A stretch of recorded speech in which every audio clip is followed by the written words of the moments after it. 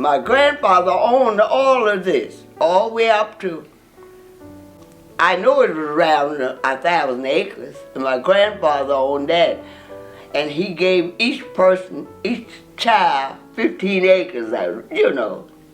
And so this is a whole family thing, because he had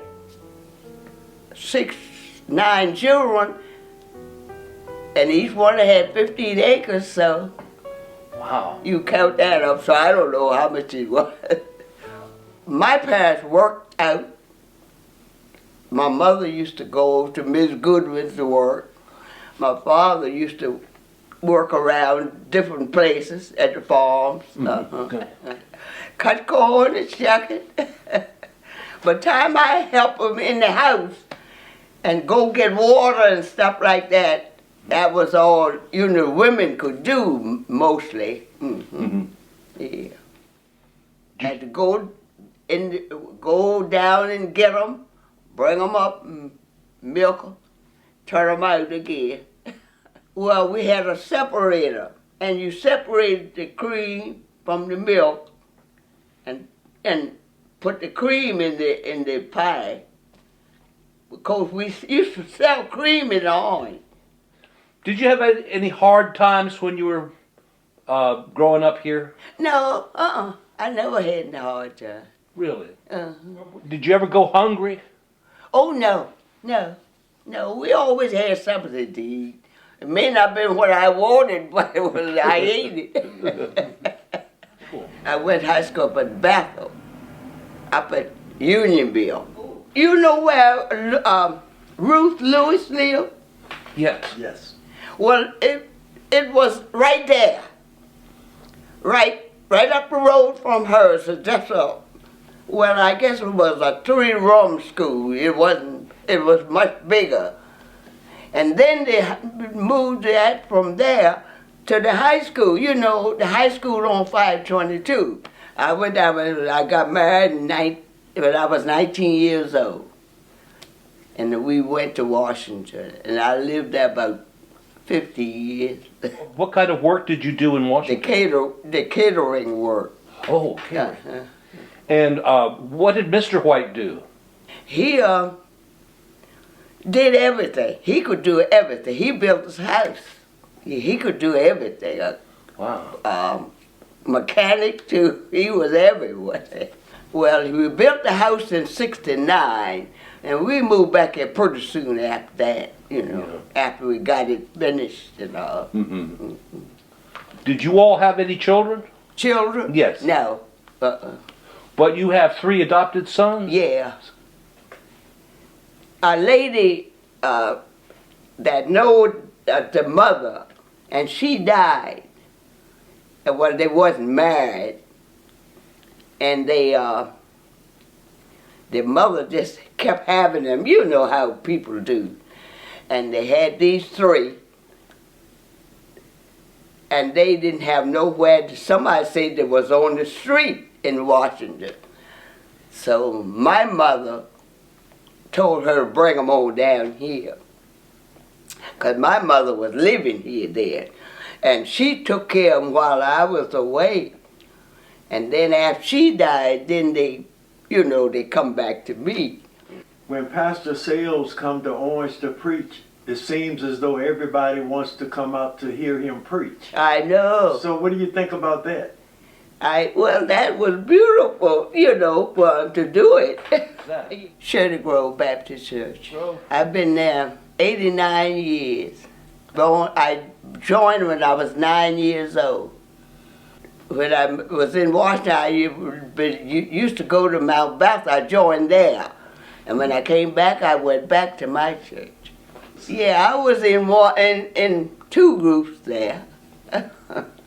One was the Shirley Grove 4, and then the other one was the senior choir. Yeah, we went to Philadelphia and Delaware and Pennsylvania. We went to a lot of places. And around here, all the churches. And then I got on the usher board, and I was there 60 years. So. What was church like in your early days? It was good. I used to love church. I love it now. Because I always loved church when I was a child. You don't see the people, of course a lot of them are dead, the people that you used to see, you know, it's a little different. Bruce was telling me you were in a car wreck. Yeah, both legs were broke, 2 ribs. And they say I was bleeding from the head, but they said it stopped so that's, but I don't remember nothing. Well, I do pretty good. Can't walk as good as I used to, but I'm walking. The doctor said I was unusual. What do you think made you able to recover so well? I don't know. I guess it was the Lord that's doing it, yeah. Nobody else. But I drive to Orange and back, Louisa. But I won't go any further. I used to drive to Washington and all those places, but I don't do that anymore. Do you vote in elections? Uh-huh. That's good. What did you make for George Long? What did I make for George Long? Yes, ma'am. White potato pie. So what's that? I've never heard of that before. I know, nobody has. They said they'd never tasted, but it's tasted like sweet potato pie. But Okay. it's just a little different. Eggs, butter, and it's not as good as it used to be when you had cows and you had your own butter. It tastes better with the real butter. What advice would you give young people today? I don't know. Okay. The only thing I can say is to do everything right and serve the Lord. That's about all you can do. Yeah.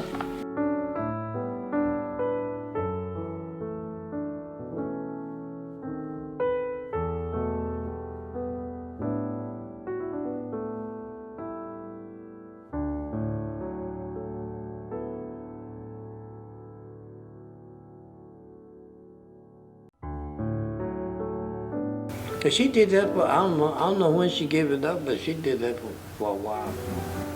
And then William Mueller over here on the farm over here, before he got it, Dr. Tolliver.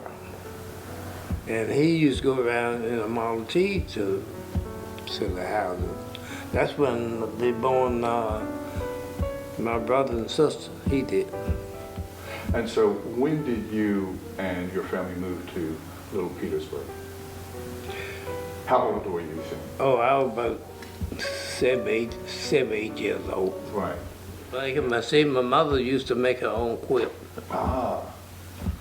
And she used to, at the mill down here, she used to get the old sacks. Yes. And then they were colored. Right. And some of them were white.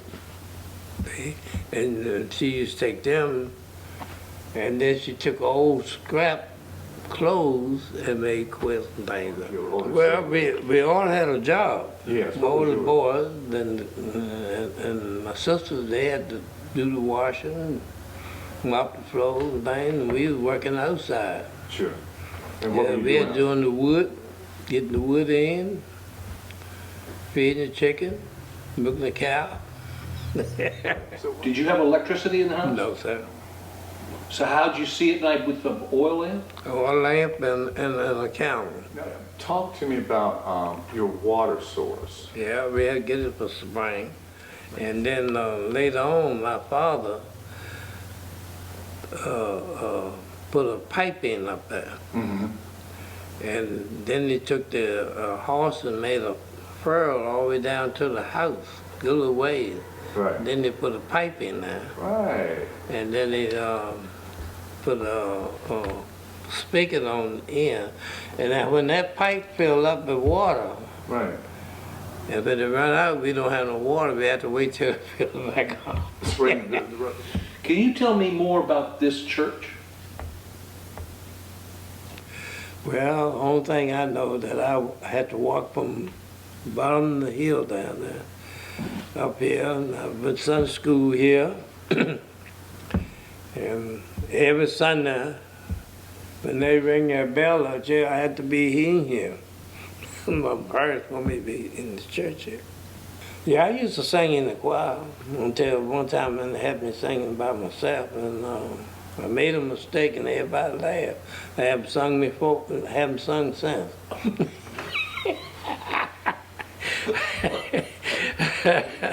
Well, when you first started living here, how many families were living here in Little Petersburg? Oh, my, a lot of people's in this area. Kids, great, roads used to be full of kids coming to Sunday school. Can you tell them where people were baptized, which is? Oh, part yeah, of it, we were baptized right in the Rapidan River, right back at the mill. Right. And I tell you, we used to call it a chicken hole. Yeah, that's why we were baptized in that hole. Right. We used to call it a chicken hole. What, because you were scared to go in it? Yeah. Yeah, we used to be scared to go in it, you know. Where was school held in the beginning? Right there in Petersburg, Lodge. Official Lodge. So that served, it did serve as a school. Well, I said we had about 20, 28 or 30 Wow. in that school up there. One teacher. Right, right. The Official Lodge, Right. we went till 6th grade. Right. When they come to 7th grade, we went to Orange. But see, we had to walk from our community right up to the store right here. And we didn't have no bus. We had to ride in a cab. Ride in a cab from here, it was to the railroad station. Then we had to, from the railroad station, we had to walk all the way up to the school. Chocolate tea room, that was a going place during Saturday night. And it had an old Model T's and airplanes for power, for the air conditioning and air coming. And did you play any sports yourself? Oh yeah, baseball. Baseball. Yeah. And where did you play that around here? Life at school. Life. Oh, you went all the way out to Lightfoot. Yeah, see, we had school down there. Oh, yeah. See, now football, now we had no uniform, nothing. We had to play in our clothes. When does someone approach you for your first job where they pay you something? Oh, my first job was the man across the river that had a farm over there, and he offered me a job. I was 13 years old. You know, he showed me how to do everything. And all that. He pay you? How much did you make then? Oh, well, I started off with 50 cents a day. Mm-hmm. And how did you meet your wife, if I may ask? Oh, my goodness, we went to school together, and she Right. lived right above me. Right. And she used to help me with my lessons. Then right up at where I live at now, Mm-hmm. the man offered me this place up there. Mm-hmm. And he offered me, he said you need the money, live in Washington, Right. $500. Wow. For a house? Yeah. But my father made me save some money. Ah. And my mother.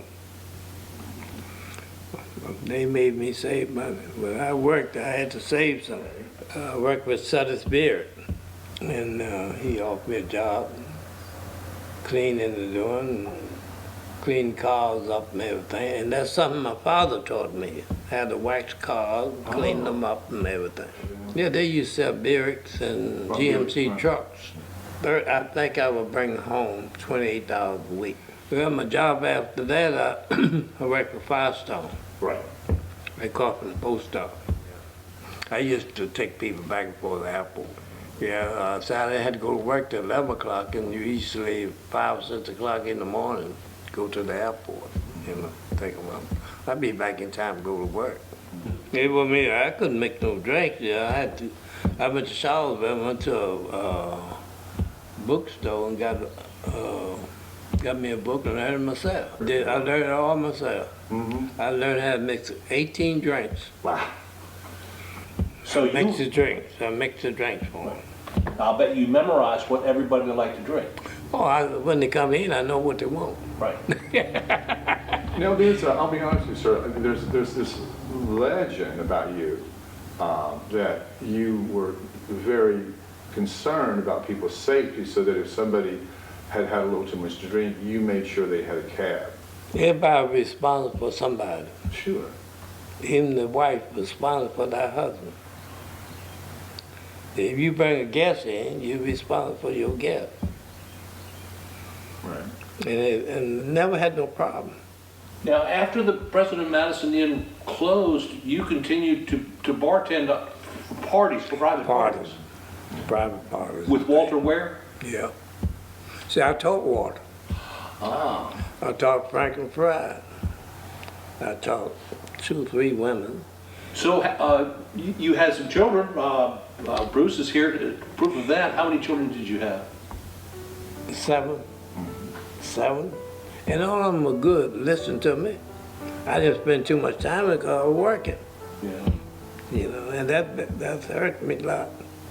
Yeah. Hurt me a lot because I couldn't go. They play football, and I couldn't.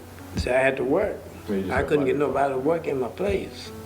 So what advice would you give to people your age, middle-aged people, young people? What would you say contributes to people having a good, happy life? Well, sports. Sports. Yeah. Yeah, I think that sports is a good thing for kids, young people, and all. Right. You can see that by looking at the television. Football game, baseball game, how many people at the game, soccer game, all that.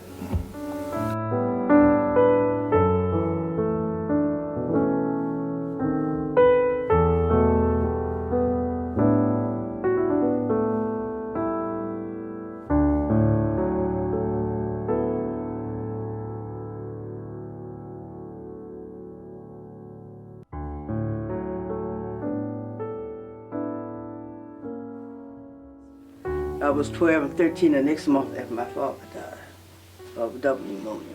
After we moved, yes, my father had died, and we moved off the farm. Okay. See, because they had nobody to attend the farm, so then mother had to move.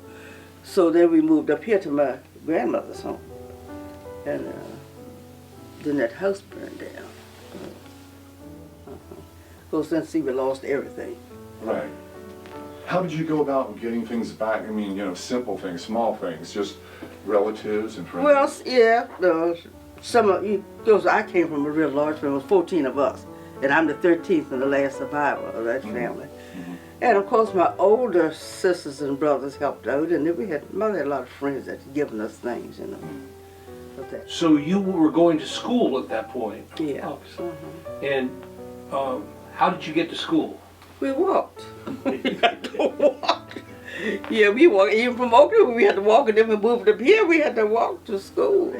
It was my brother Spurgeon. He came home one day, and they said he had lice at the school. So, of course, my father raised sign about it. He went to the school board and told them we need a decent school. And he didn't want to go into that old lousy school down there. So he was one that helped to build that Orange Training School up there. And that's how they got that Orange Training, because he fought it for that school. Oh, I'd love to go to school, and I wanted to go, you know, and make something of myself, but I was deprived of it because on account of the house being down and the mother didn't have it and lost everything. Sure.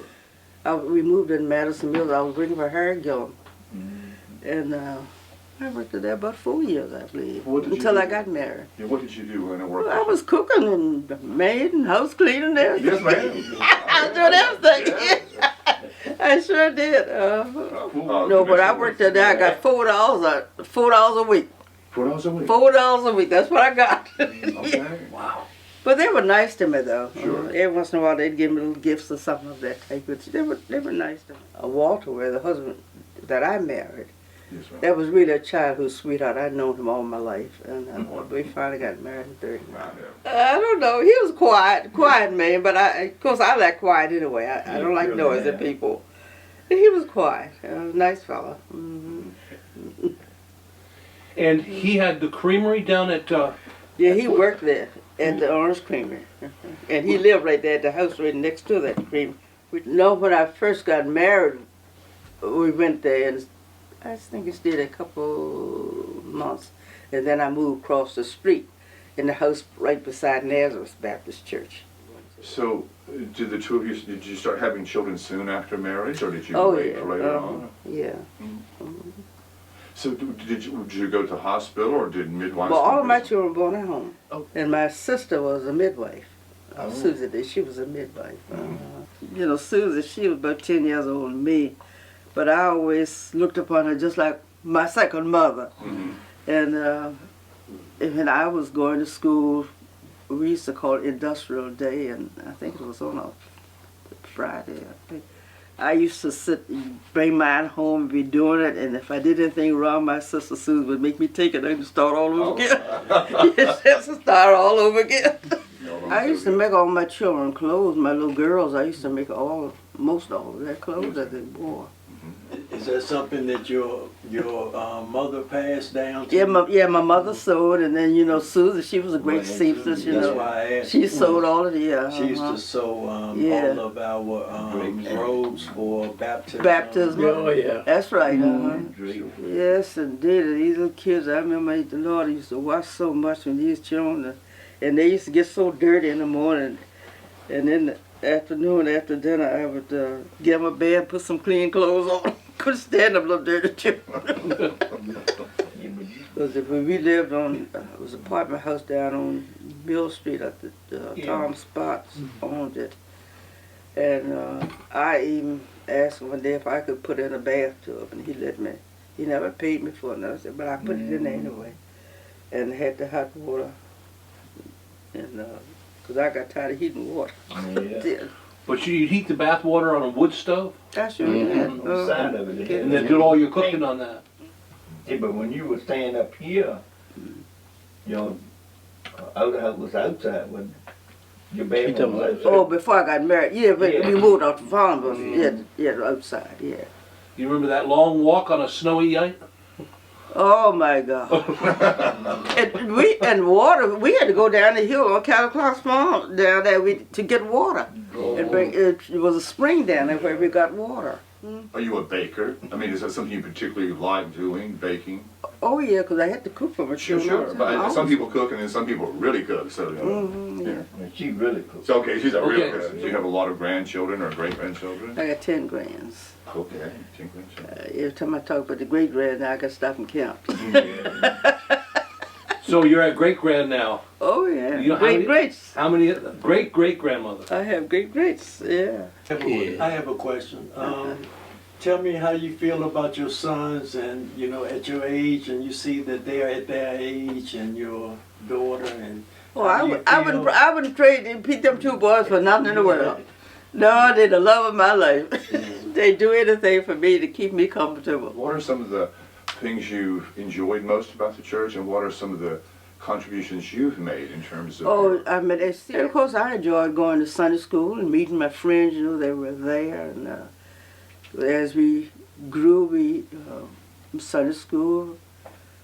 We took part in the choirs of the church and other things, and they had some little clubs that we joined, and we enjoyed it. And they had little plays and things, and meeting your friends. You know, you just enjoy being there with them.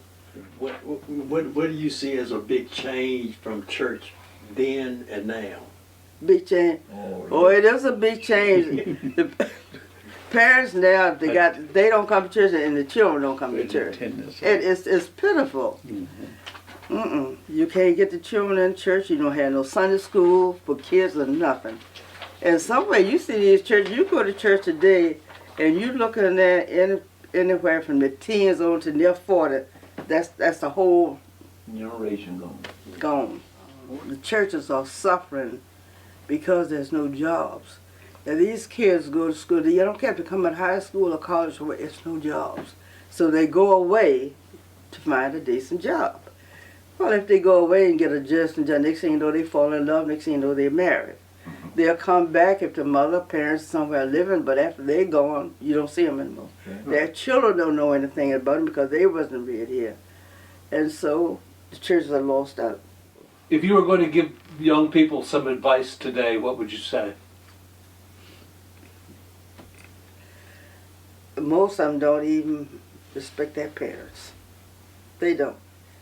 And parents sit down and see the children doing wrong things. They don't sit there and laugh at them.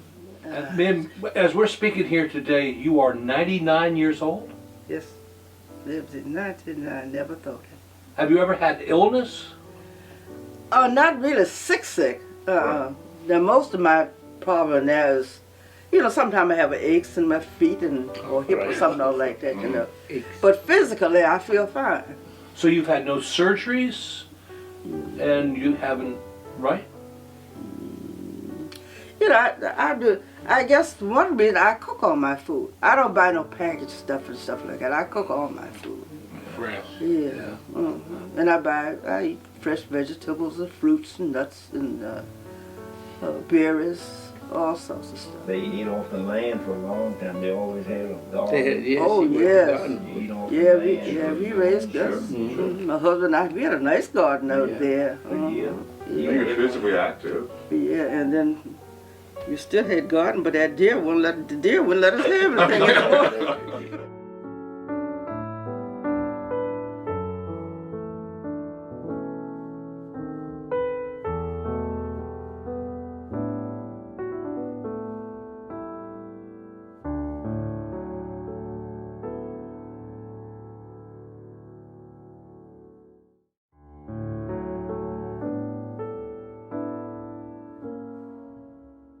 That wasn't doctors then, it was a midwife. That was an old lady. I guess it was any old lady could do it, I guess. Did you ever see a midwife helping with a birth? Yeah, have I ever seen that? Yes. Not yet, but some of my relatives I have. I can't tell y'all because you don't know nothing about birth, no baby. But what I'm trying to say is the pains were terrible. Sure. The pains were really bad. I don't say any woman could have more than one child anyhow, but I had 6. We were so poor, we had to pay rent from them little shacky houses, just like you see them little gray run down houses, over there in fields for cows and horses and things to go in. That's what we was living in, houses looking like this, like them. And that's where we were. All of us piled up in one room. That's the best we could do. Right. People was good to us. Some of them was good. Some of them wasn't good. But through it all, we struggled through it. Then as the time go on, they hired some of our older ones, bigger ones, to come in and help them, the white folks. We did it. We did what they asked us to do. The way they were treating us, we was like animals. We were just like animals, worse than animals. And most of the little ones up under me running around there with no clothes on, or they ain't had nothing put on, running around there naked.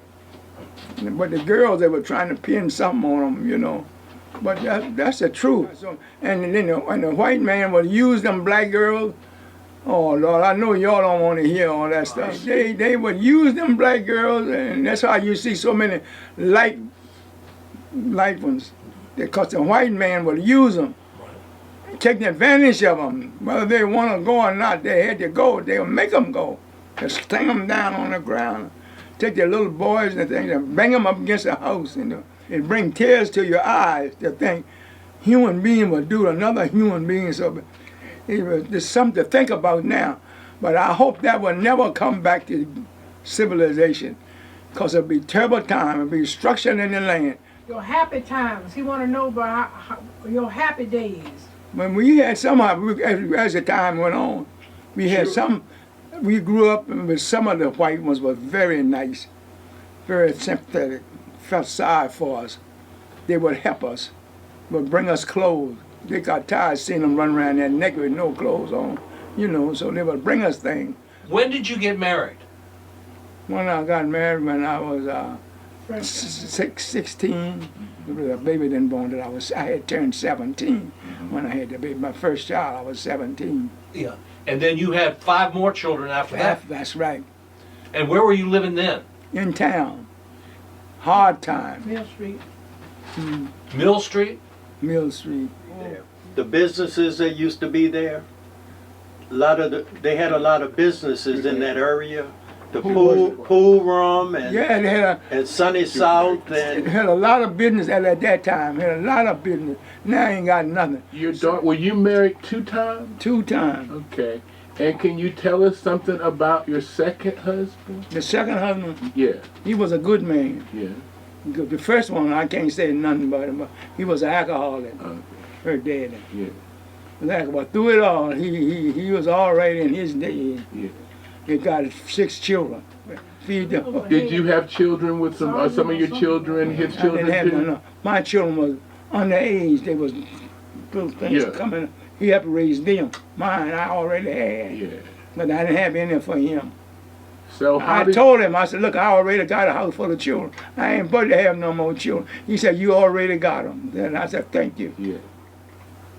He had hogs. He used to market his hogs. He used to kill one for the house every now and then. Yeah. And made a homemade sausage. People would swarm here like it was a store. I said, this ain't no store. You go to the store and get your sausage. Good job. That was good sausage too. Yeah. I missed that sausage. Bartlett's had restaurants, had cleaners and everything, but they were good to me. Anytime I come, somebody be in there, Eva, you in there? And our house looked like a barn. You wouldn't think this white woman would be coming there, but she did. She taking a liking to me. I think they felt sorry for me. They saw I was struggling with those children, and they was willing to help. As you know, when you're trying to help yourself, you can get help. And that's what I was doing. I work all the time. So I've been through the mills. I've been there. And when I would get up and trying to find fire to get it warm for my children to get up, so my children could get up, going to school. I had to get up and comb their hair, seeing that their clothes on right there, get them off to school. And most all of them got a fairly education. Some of them went to college, some of them didn't. You went back to school to get your GED. Yeah, I went back to school. I was determined to get something, Yeah. I got enough to get by. Yeah. I got enough to make a living. I did pretty good for what the little education I had, but I'm so sorry that I had a lot of opportunities that I passed them out because my children was small at that time. I didn't want to leave them. Yeah. And I could have went on. This Mrs. Blackwell wanted me to be a nurse, and she said she would assist me with being a nurse. But I had enough education she saw in me to be a nurse. Oh. But I didn't accept it. I passed it. I should have went on with it. But she was a white lady. She was very nice. My children. We enjoyed it then. We enjoyed going to church and singing, her and me. We used to sing together. So finally we got to go in school, got to go in Sunday school. Preachers was coming in from north, coming down and tutoring us and telling us it was a better way than we was living.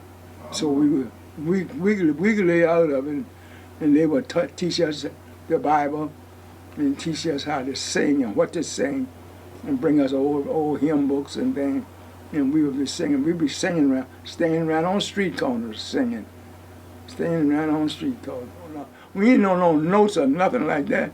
We would just open our mouth and saying something, And then finally a tune would come. All our voice would blend together, and we finally come to something, We really got it together. We went everywhere, to Chicago, Alabama, Georgia. We always was cautious to tell us what to do and what not to do in different states. We had big programs right here in Orange. We had big crowds from every which way. Big crowd. Sure did. All up in Connecticut, Georgia, California. And James Cleveland, you remember James Cleveland record? I shook hands with him. And Thomas A. Dorsey. Thomas Dorsey. Wow. I've met some real professionals. I'm not a professional, but I hung in there with them. What advice would you give young people about how to get along? What would you give? I tell them manners and respect. You respect others as you want them to respect you. Please Be polite. Know how to say excuse me when you run on top of somebody's feet and butt up against it. Don't turn around and look like a bull in the face. You know what I mean? Some of them like that. They run on top of you, don't even look back at you. But that's not nice. That's not. I called one of my little grandchildren back down there in the church other Sunday. Oh, with little Zion. It's Tama. And she run on top of people's feet and kind of looked back like that and kept on going. I said, come back here. I said, you see that lady sitting there? She said, yeah, I saw Granny. They call me Gran. I said, you run on top of the lady's feet and you ain't say a word. I said, go over and tell her you're sorry that you run on top of her feet. You didn't mean to do it. She went up there and did it. I said, when you run on top of people and don't say nothing, that's not nice. You can't get through life like that. You got to respect other people if you want them to respect you. I said, you'll be good. Now she in college. She in college now. But I hope she will remember what I told her. Sure. She's going to get through life there acting crazy. You got to be kind and nice to everybody. To everybody. That's how I got this far.